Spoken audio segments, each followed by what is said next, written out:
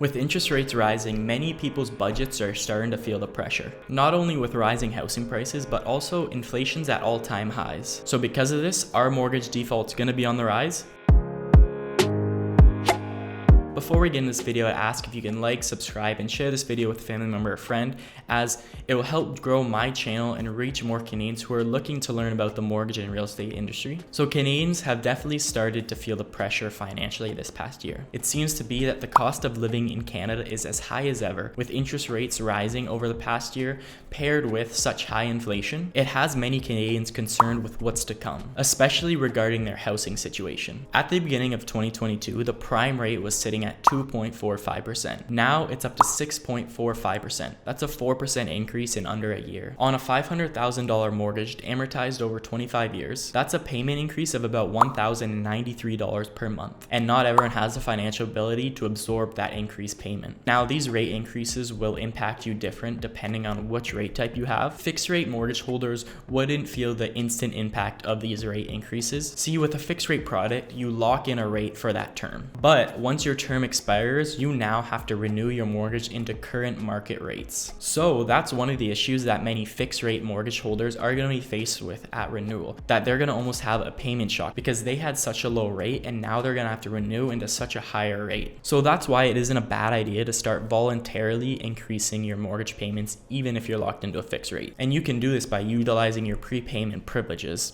This will, one, pay off your principal quicker because those prepayment privileges get applied directly towards principal. And two, it will start adjusting your habits to these higher payment increases so you're not getting hit with such a payment shock at renewal. Variable rate mortgage holders are impacted drastically different. If you have a variable rate mortgage with an adjustable payment, as prime increases or decreases, your payments will do the same. But there is a possibility you have a variable rate mortgage with a fixed payment, meaning when rates increase or decrease, your payment stays the same, just the percentage of principal or interest will change from that fixed payment. So if rates go up, less of that fixed payment will go towards principal and more will go towards interest. But if rates go down, more of that fixed payment would go towards principal and less towards interest. So your payments aren't changing. What is your amortization. The problem with this rate type is you could potentially, if rates go higher enough, which we are seeing right now, you could potentially hit something called your trigger rate. At this point, rates have gone so high since you first entered your mortgage contract that you're no longer paying anything towards principal and it's all going towards interest, meaning you can potentially start incurring interest onto your mortgage. Now that's the first point you can hit. The second is something called your trigger point, a point that at which you've incurred so much interest on top back onto your mortgage balance that you've surpassed a certain loan to value. This loan to value will be determined by your lender and it differentiates lender to lender, but at this point action will be required. At this point, your lender will reach out to you with a couple options.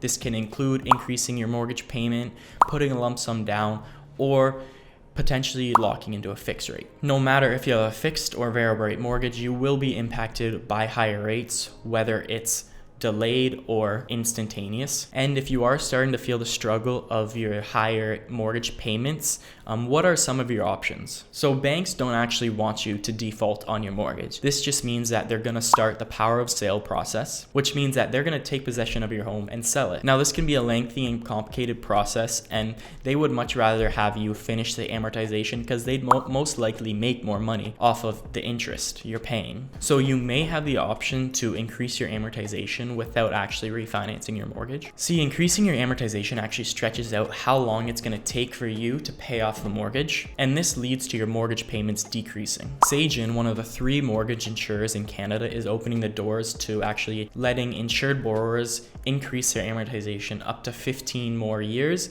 maxing it out at 40 years. And the lender must conduct a reasonable assessment of the borrower's financial issues and make sure that this financial hardship they're going through is due to the increased housing costs. To take advantage of this increased amortization program, what they're going to look at is your GDS is over 39%, meaning that this housing debt is taking up more than 39% of your income. There are two lending ratios lenders look at when underwriting an application: GDS and TDS. The first is GDS, also known as gross debt servicing ratio, and this takes into account the debt obligation from this property up against your income. Typically, lenders want to see when they're underwriting an application that number being under 39%, meaning this housing debt obligation doesn't take up more than 39% of your income. The second is TDS, standing for total debt servicing ratio. Now this takes in the debt obligation of this house plus your other personal debts and puts it up against your income. Now lenders want to see this number under 44%, meaning that this housing debt obligation plus any of your personal debts don't take up more than 44% of your income. And they're doing this just to verify that you can actually afford the mortgage you're getting. So back to what I mentioned before about lenders are going to be looking at to see if your GDS is now over 39%. This is to determine that you're actually going through financial hardship because of increased housing prices and not just because of you ran up some personal debt and now you want to extend your amortization, because that personal debt would be reflected in the TDS and not the GDS. So here's a quick example of this extended amortization being put in place. So on a $500,000 mortgage originated in January 2020 with a 2% 5-year variable rate amortized over 25 years, if payment was updated in January 2023 based on current rate of 5.2% and outstanding balance of $475,000 to bring amortization in line with originally scheduled 22 years remaining, GDS would exceed 39%. Therefore, loan is eligible for extended amortization. So the original monthly mortgage payment was $2,119. Now the updated mortgage payment with the higher current rates is now at $3,024. That's a $905 monthly increase. Now with the extended amortization program of stretching that amortization up to 37 years, your new monthly payment is now $2,412. So instead of a $905 increase, it's a $293 increase. Another option is you could potentially refinance your mortgage to restructure your mortgage's landscape to fit your needs. For example, if you're struggling with your finances, we can potentially refinance your mortgage up to 80% of your home's value if you qualify, to kind of help consolidate some of your higher interest debts, and we can even extend your amortization to lower your monthly payment. And finally, reaching out to your lender never hurts. Like I said, your lender doesn't want you to default on your mortgage. So reaching out to your lender, explaining your situation, and maybe working together a payment plan with them is also an option. Hopefully this video gave you a better understanding of some actions you can take to kind of help get you through financial hardship due to increased mortgage costs and even high inflation. If it did, please like, subscribe, and share this video with a family member or friend who'd also enjoy seeing it. I've also created 3 free mortgage guides. The first one is a first-time homebuyer's guide, the second is a refinancing guide, and the third